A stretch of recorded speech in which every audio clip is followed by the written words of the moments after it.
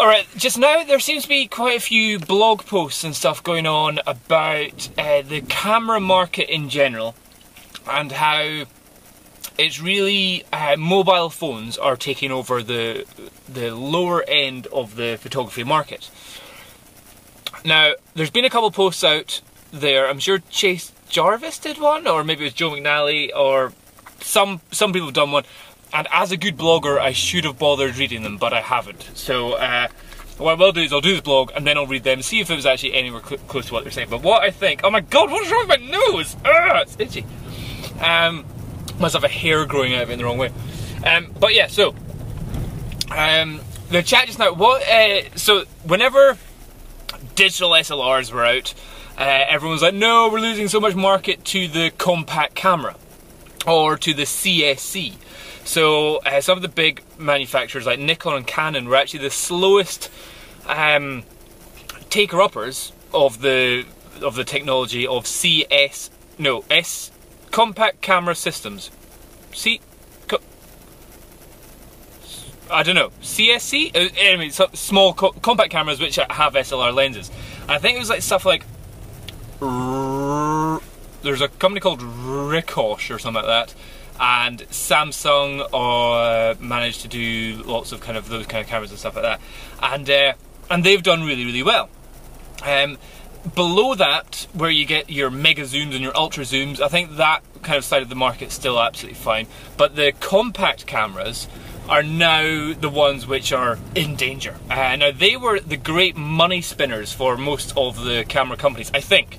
That's what I've been told. Pretty much, the major companies didn't make any money off their big digital SLRs, or certainly the shops didn't. So maybe the companies did, but the shops couldn't sell the big SLRs, digital SLRs, for any profit, pretty much. And all the shops were making money out of their compact cameras, or their point and shoots, or their peripherals and stuff like that. But now they're saying that pretty much the point and shoots, people are just starting to just not even bother buying them, because phones, camera phones, iPods, all that kind of stuff are getting good enough that people just aren't bothering with compact cameras. It's just another thing to carry in your bag. Especially when now you can get a phone or an iPod Touch, or an iPod, whatever, which has a 5 megapixel, or I think it's up to 8 megapixel camera. You don't really need more than that at all. And it's coming with a flash as well, and it's able to do panoramic sweeps. Yeah, okay, you're probably not able to zoom, but you can zoom on actually, like if you touch the screen and you zoom in and all that kind of stuff. And that's what's really kind of got a lot of people's attention. It means that, and because usually they're Wi-Fi enabled, or they're in a mobile network, that you can take a photo, upload it straight away, and that's far more beneficial than taking a photo, waiting until you have to drive all the way home, stick it on your computer, edit the photo, then stick it online, and hope that, you know, somebody sees it. So that's why I understand, I kind of totally understand why some news companies, there's like a famous one in America that the whole newspaper just ditched everyone apart from one guy. But I can understand why news companies are telling their reporters, go out with SLR, but go out with SLR, get the good shot that will go in the newspaper the next day, but go out with something where you can upload straight to the website straight away. You know, because news just now, news, it's not even just news, it's blogging, it's social media is so instant that even waiting a day is far too long. For example, Princess Kate just had her baby, and the whole world, or the whole public knew its weight, its the time it was born at, its sex, before even the person had come out of the hospital with a piece of paper saying this is the baby's weight, this is its sex, this is all that kind of stuff. So the fact is almost, you need to have the information out there before it's even out there. And again, so I would say with newspapers, yeah, absolutely, you've got to be able to go out, shoot, upload straight to the website, or straight to the news desk for them to quickly stick onto the website so that they're the first ones getting the story. So, but anyway, in the general people, so yeah, that's where I say I totally understand why people are saying, look, go out there with your iPhones and shoot whatever you can and get it on straight away, but still take good photos with your SLRs. But in general, like consumer terms, people are not wanting to take photos on their camera and then have to, you know, wait ages. It's almost to the point where a small compact camera is almost like having a film camera in an old camera. That's a really crap way of describing it, but what I'm saying is that having a camera where you'd have to take the photo, wait until you're beside a computer, then put it online, is not nearly as instant as having a phone where you can take the photo and it's online straight away. So it's just got faster and faster and faster. I can't see anything really being faster than that.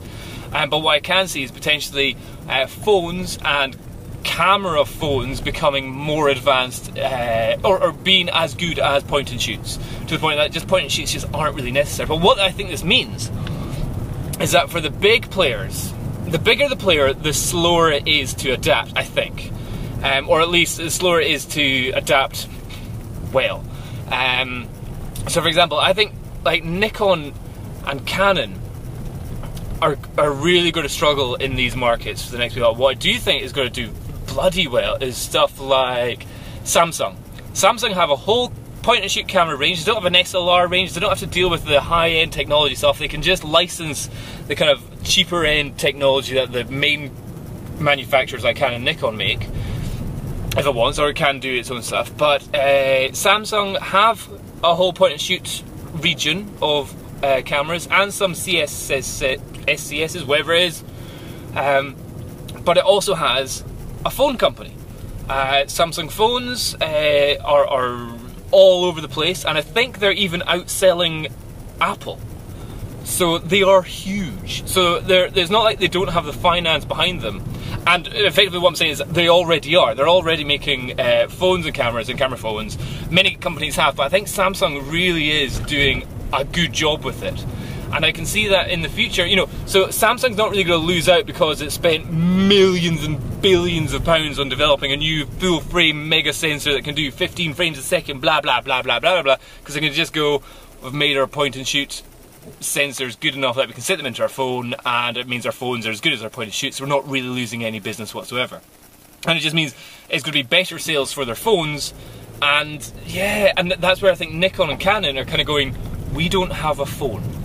So unless, like Canon's trying its hardest to make sure that its current cameras are at least Wi-Fi enabled, or the most recent ones are coming out where they're Wi-Fi enabled, so that you can take a photo and before you even have to edit it and upload it, or edit it and upload it onto your computer and edit it then upload, you can actually just go to a coffee shop and Wi-Fi it onto the internet straight away and get it to your either to your friends or to the news desk.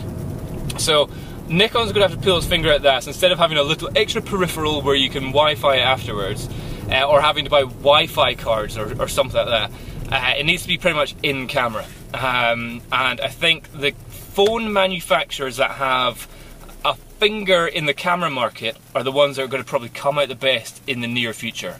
Because again, the people that are buying these cameras, the point-and-shoot cameras, aren't the ones that are going to be really wanting super mega ultra pixels and understanding what dynamic range is, or even camera settings like shutter speed and ISO. They're like, oh, what the fuck?